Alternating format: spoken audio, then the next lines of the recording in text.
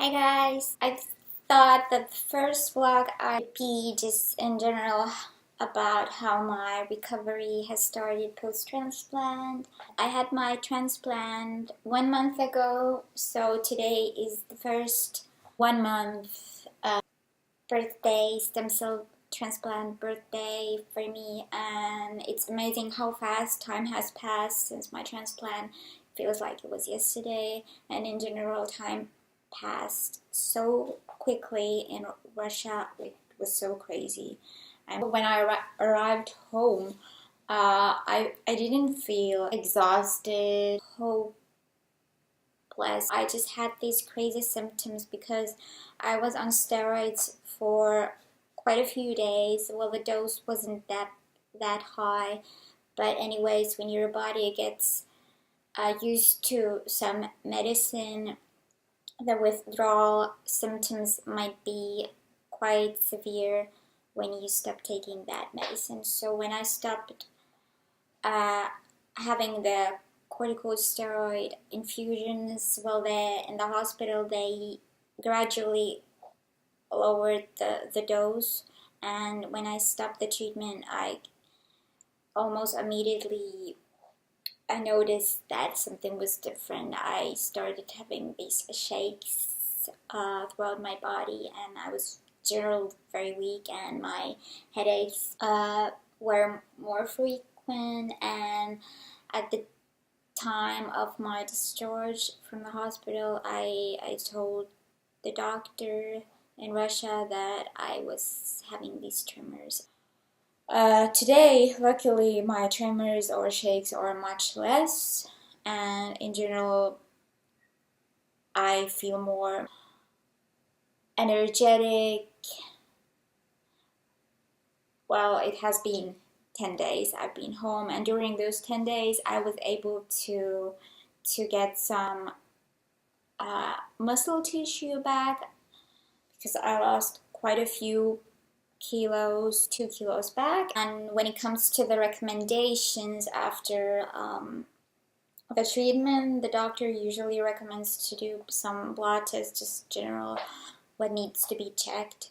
If you have any active infection, or if you have low platelets and or high platelets in my situation, which I still do quite high. They're not off the range, but still I would like them to be less high, since I had the risk of developing a blood clot in my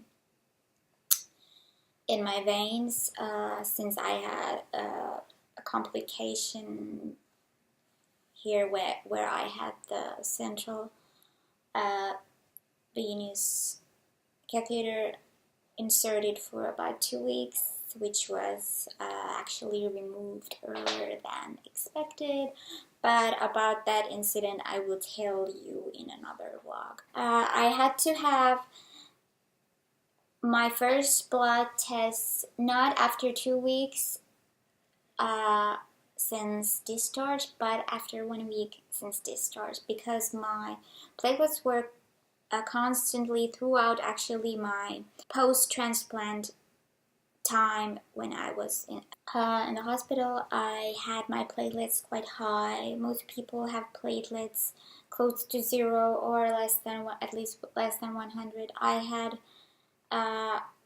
the first day after transplant, my platelets were 150, and they just every day they were higher, and until they reached 400. And the doctor told me that there was this risk of me developing a blood clot, which was quite scary to think that, since I had been, and also I had to add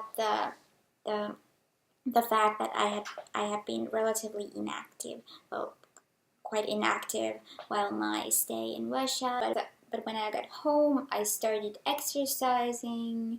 Well, not much, but at least I was more active than that I was in Russia. So my platelets apparently are still, well, they're okay. They are basically in the middle of the normal range, so I shouldn't worry. And it has been already over 3 weeks since my neckline was removed. So, and the wound has already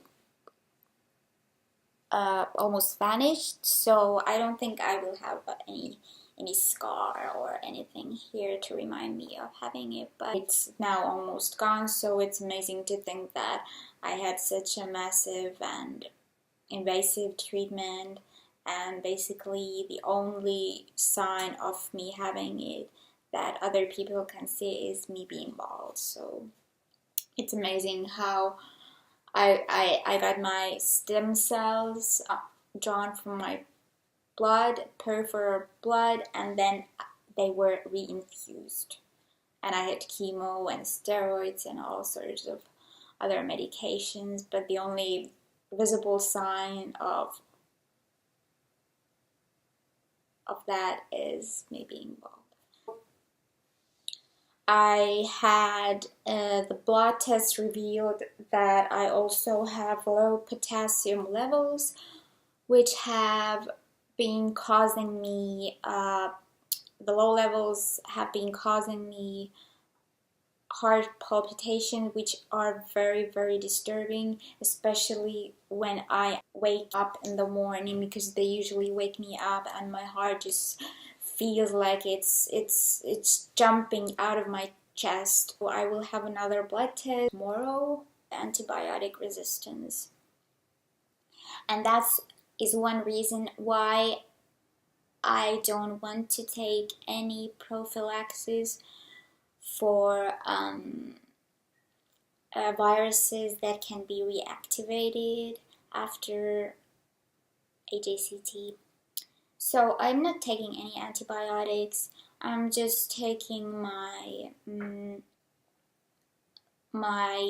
normal medications to treat my MS symptoms and vitamins. And antibiotic resistance is a real scare. A doctor in Russia advised or recommended that I don't take antibiotic prophylaxis. Some patients do need them. I'm not saying not all, not everyone should avoid post-transplant or can avoid. Sometimes you have to take the antibiotics. It is also recommended by the doctor in Russia to measure your body temperature every day, at least once. Especially now, it's very important to stay vigilant about any possible changes, and if you feel that, or if I feel that I am shivering or something, because in the past I had a very quite severe infection shortly after Lemtrada, and then I had to be treated with IV antibiotics. And before I went to the hospital at that time, I had developed these shakes and shivers, and I was feeling very cold, and since my temperature was rising, and I was feverish. So hopefully this won't happen post transplant. So far so good. 10 days I have been doing pretty fine, feeling just quite energetic, and I think it's still, the steroids are still affecting me, because I am feeling somehow I feel different now. So hopefully AJCT has done the trick, and it has worked.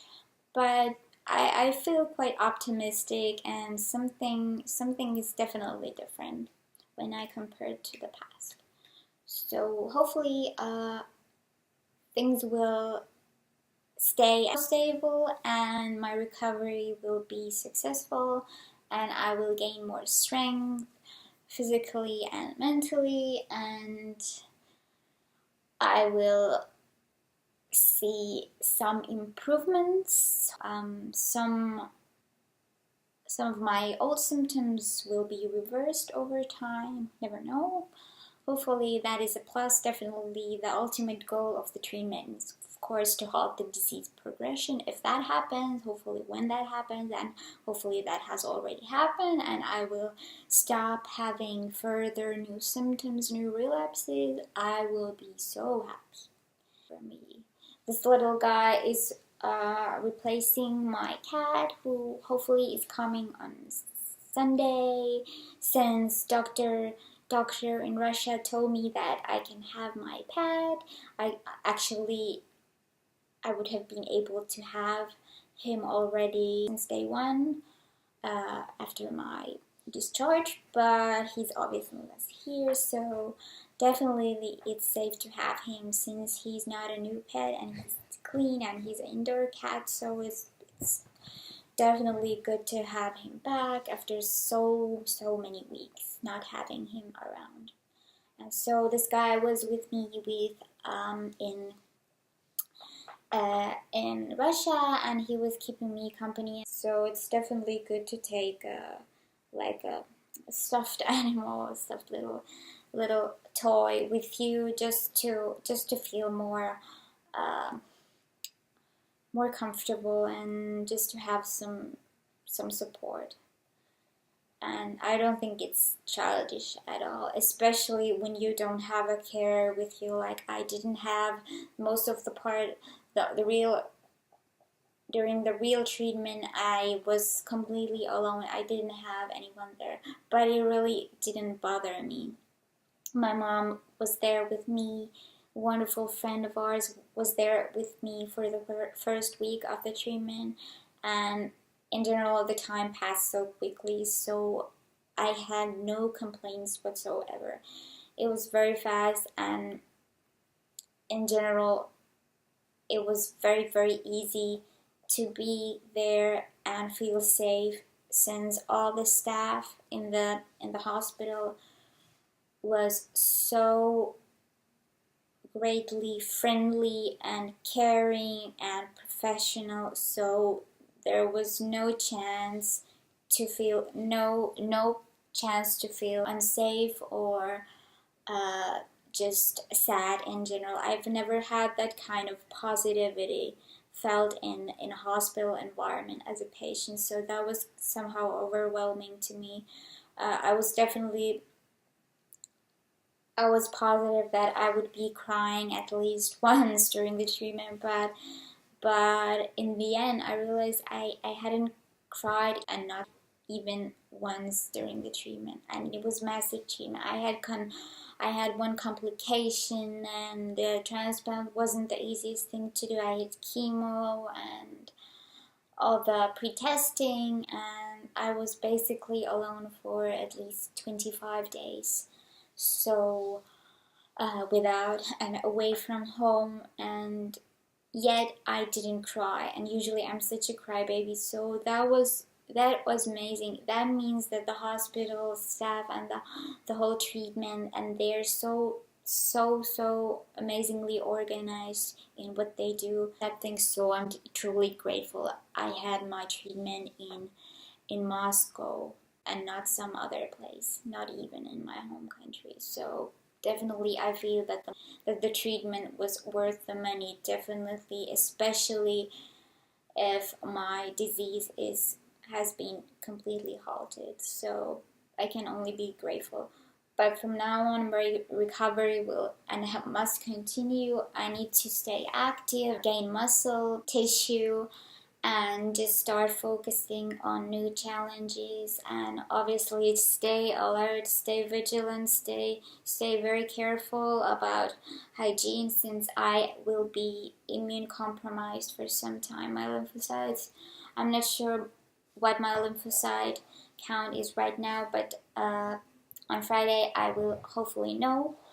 And hopefully see you next time, and I will be telling a bit more about the different phases of the treatment, and each vlog will be dealing with one specific part of the treatment. Thank you for watching, and see you next time. Bye bye.